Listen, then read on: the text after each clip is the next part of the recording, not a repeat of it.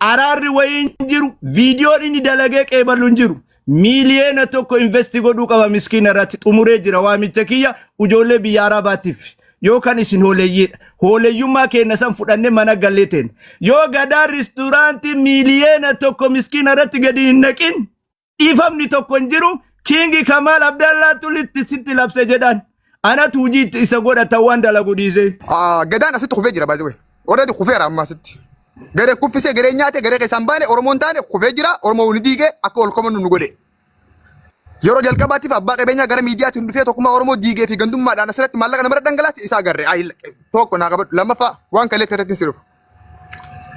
Abbaan qabeenyaa miliyeenara hin jiru kakarabataa fi suufa kaayyate. Laayifii nama kuma jaha gubbaa taa'ee uummata bal'aadhaan nama sammuu qabuun ka hoolaa jee isa. Ajjirana muutii godhatee haasa'u jiran. Muutii godhatee haasa'u jirta. Walumaa galatti gadaa sharaasiini yoo amma gabbee fedhu fiduu haa waraabu fedhu laayifii haa galu sheeka dhaqee manguddo dhaqee Oromoo keessatti deebi'ee malee Oromoo kutaa kudhanii keessaa ba'ee jira yoo mandara qabadhee tantee fayyee mandara dhumate. Abbaan fedhe waan fedhe fiti. Okay fita dabbal muutii san immoo. Okay jara maaliif amma ustaasa dubbii ustaasa kan inni ati ustaanni waan deebiin hin alla abaasarri dubbadhu. Uummata dhaggeeffadhaa amma ilaalii jechuun gurbaan dabbal dubbata kun dhibbatti maaliif yaani amma bari gadaan kun osoo ofuutii akka tokko if godhe ammaan tana chaalenjii eegalatan jira uummata gartee kutaa Oromoo keessaa warra gartee beekamatti hundatti kanne waan takkatti qalbii nama laachisu namitti kannes ni beeyna. Haa ta'u erga gartee gahatee ni gartee bakka illee gaafatu dadhabee ijoollumsuu darbee tanaatu godhe fooloo godhee bakka san hin gahe geddeebee hoolee ijoollee gabuute sana nama sadii afur shan dhaggeeffadha. Naajiraan dubbatina moolitarri caalma jaati galchaal. Naajiraan dubbatina ana kan naajiraan dubbatina hin fedhani.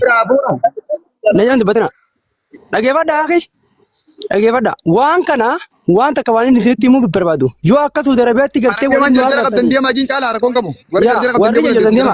War laa dhaggeeffadha yoo dhugumaan akka Saudi Arabiyaatti nu arrabsanii akka Saudi Arabiyaa falmannee gartee dhiifama if gaafachiifna jettan gandatti hin argisina. Wanni kun waan gartee gandatti biyyatti lafaati miti.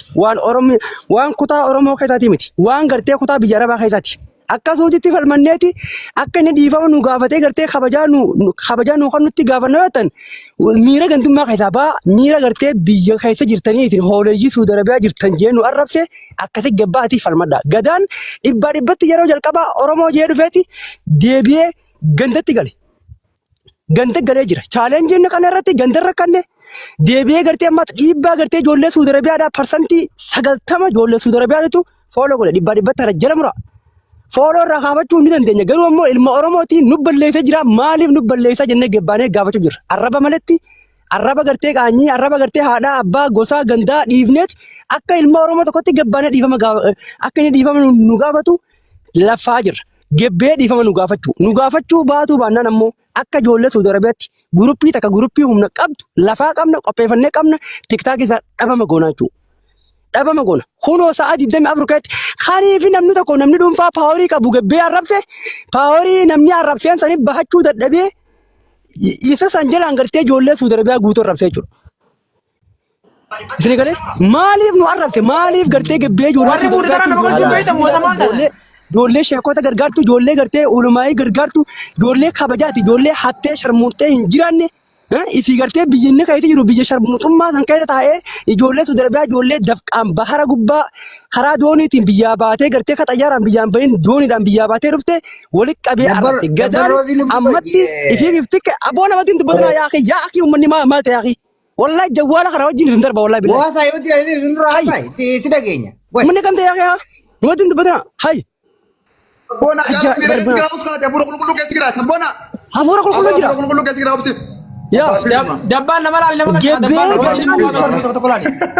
Torbaan taane guyyaa edenatti akka abbaru iftaan guyyaa dhiifama nu gaafachuu qaba. Akka ijoollee Saudi Arabiyaatti nu balleesse isinillee ijoolleen biyya biraa jirtan Itoophiyaa jirtan jeneraal faan ijoolleen hedduu warri gartee dhuftanii ijoollee Saudi Arabiyaatiif sagalee ta'aa jirtan galatooma. Ammatti nuti wanni barbaannu dhiifama nu gaafachuu qofa. Galatooma. Docarana kennite caalaa. Dubbadhu. Obboleeyyan keenya assalamu alaikum warahmatullahi wabarakatuh. Abazarri bisee gudurra. Abbaan durri februarda. Abazarri bisee. Oi, carana waa dubbadheetti ni bilaa maaliif sorry bakka malee jira dabbaat. Ani waa tokko isin jajjabeessu haasofni kiyya kun nama biraatiin ta'u akkuma jedhame biyya Arabaatiif ta'a. Ijoollee biyya Arabaa na dhaggeeffadha. Namni badii ufii amanu ufumaaf gabbayee ana balleessee jedha. Koottuu dhiifama nu gaafadhuun hin barbaachisu. Na dhagaa jirta caalaa? Yaa idageen. Koottuu dhiifama nu gaafadhuun hin barbaachisu. Abbaan ani balleesse jedhu dhiifama gaafata.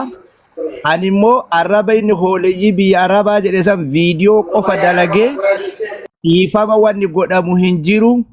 Haga inni chaalenjii miiliyeena tokko maqaa jedhe saniin qaxxa'ame miskiina sanii nama wayii nama miskiinaaf chaalenjii miiliyeena tokko ramade afaantu na alba'e afaan kiyya santu dogongore dhiifamni bichaan ijoollee biyya Arabaa gahaa miti miiliyeena tokko miskiinaaf wafqii godhe kenne jedhe haga horii iyaalaaf maafiyaa irratti gannaqe san miskiina nu barbaannu irratti gadi naqutti dhiifamni tokko hin jiru.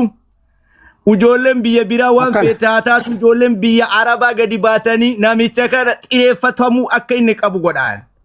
Kana isinii waamichan godha waraabbadha sagalee kan namichoo qotiyyoo foon du'aa nyaachisee ijoolleen nutti tirtirtiisu kun afaaniin viidiyoo dalagee gahaa miti. Chaalenjii miiliyeena tokko miskiina irratti gadi dhangalaasee dhiifama goonaaf. Kana ijoolleen biyya Suudi Arabiyaa na dhagaa. Qotiyyoo kana laalessuu qabna adabatuu qabna. Kudhaadhaan nu arrabse dhaqasibboo kudhaadhaan nu arrabse kuunillee bor nu arrabsa. Yoo kuni adabbii isaan malu waan isa fakkaatu hin fudhatin namichoon qotiyyoon kun hin dhiisina. Kabiraattu nutti alba'a. Afaan bichaan viidiyoo dalaganiin gahaa miti. Dhiifama jechuun gayaa miti. Miiliyoona tokko gadi dhangalaase miskiina irratti gadi naqee ka gandummaa ilaalan ka feemasiin ilaalan miskiinaaf miiliyoona tokko gadi yoo gadi naqe ijoolleen biyya Arabaa dhiifama gootiif kanaami jennaan hujii godhanne namicha kana akka simbirri gadaa reesturaantiin hin seenne godhuu qabna. Na dhagaa hojii hoolayyiin biyya Arabaa yookaan isin hoolayyiidha. Akka hooleyyii yoo ta'u heddammalee araarri wayiin jiru viidiyoon inni dalagee qeeballu hin jiru. Miiliyeena tokko investi godhuu qaba miskiina irratti xumuree jira waamicha kiyya ijoollee biyya Arabaatiif. Yookaan isin hooleeyyiidha. Hooleeyyummaa keenya san fudhannee mana galleeteen. Yoo gadaa reesturaantii miiliyeena tokko miskiina irratti gadi hin naqin dhiifamni tokko hin jiru. Kingi Kamal Abdallaa tulitti sitti labse jedhan. Anatu hujii isa godhata waan dalagu dhiise. Salaam alaikum xumuree jira.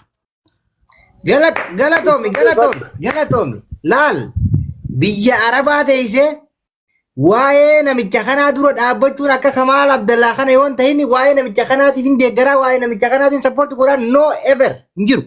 Si galtee kuni itti xiqqaata Kamal Abdallaa. Si galtee obboleessa keenya baasarri ni bu'eessa. Bu'ee jiran jarjaree awwaloo musammaa. Sabboona takka asirratti silaa qaallichi amma nu arrabsi kun Suudi Arabiyaa dhufee cirreeti akka gartee foon lukkuu nyaannutti nyaanna wallahi billahi garuu biyya inni jiruutu biyya nuti jirruutu biyya inni jiruu miti malee.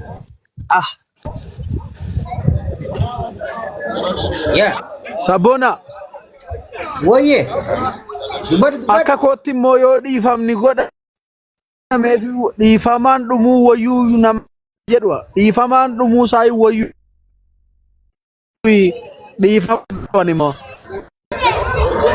Dhiifama gaafachuu bira dabree bar birrii dhiifamaas gaafatee birrii tiiktookiin bitatu kana miskiina maqaa ijoollee Suudi Arabiyaatiin ergu qabaa jechuun jira bar.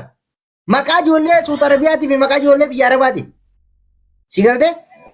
Birrii akkanatti gartee feemasota nyaachisu kana nama jaarraa 20 takkaffaa keessa foloora 100 miliyoona namaan bitatu moo ijoolleen biyya dhageeffadha dheengadda anumaa biyya Arabaa jiru kun caalaa nuuree ka biyya Arabaa jiru kun dabbal kun caalaa warri murtira qabdan dabbal galcha warri murtira qabdan dabbal deebisa anshamaa jiru dabbal dheengaddaa kana miidiyaa kanarra waliin jirra dhageeffadha miidiyaa kanarra waliin jirra ani abbaa qabeenyaa biyya Suudi Arabiyaati. Dhaggeeffadhu ani abbaa qabeenyaa biyya Suud Arabiyaati. Biyyuma Suud Arabiyaa kana keessa deddeebi'eeti. Biyyuma Suud Arabiyaa kana keessa deddeebi'eeti. Hawaasa keenya qaccina saniif 100 gumaachine inni eessa qote gaafsan Oromoo yoo ta'e eessa baasaa seena TikTok bitaanni maaliif hawaasa isaan gargaarin na alkusu ummas. Sabboonaa kiyya si gargaaruu filis naa kanne shabakaan na jaladu jira sagaleen kiyyoos bira jiraata. Hey. Galatoon ulfaaf dabbaa qiyya. Fayyaade laali shabakaan kiyya ta'e fi kanamu guutuu ta'e hin beeku har'an Allahu alam rabbi beeka. Wanna taqaabte waan gaarii. Inuu laali amma waa'ee mucaa kana anamma isa kana mucaa iyyeetii yaamu dhugaa sinjaa. Gurbaallee jee yaamu maqaa gurbaallee hin guutu bakka namaallee hin guutu na because nama namummaa mul'ee nama horii nama godhe nama hin jawwee. Akka dhiiraatti nama namummaa namaa balleesseen. Dhugaa sinjaan tokkoffaa nama hin jawwee lammaffaa dhiira hin jawwee sadaffaa gurbaa hin jawwee gurbaa jechuun harargeetti nama dargaggeessaa qaban qabaa guutuu laalcha guutuutu gurbaa jaamaa kun amma mucaadha daa'ima ijoolleedha. By the way, wallahi malle kamana fakkaate inni kun. Yaa mucaadha ijoollee xixiqqoo kan lafa deemu. Dhugaa sinjaa mucaadha inni. Laalama mucaan kuni waa'ee isaa xiinxaluu yoo barbaanne haasoo yoo barbaanne step by step 1 2 3 4 goonee adda baasuu ni dandeenya. Amma step ati kaafte kana step bareedaadha.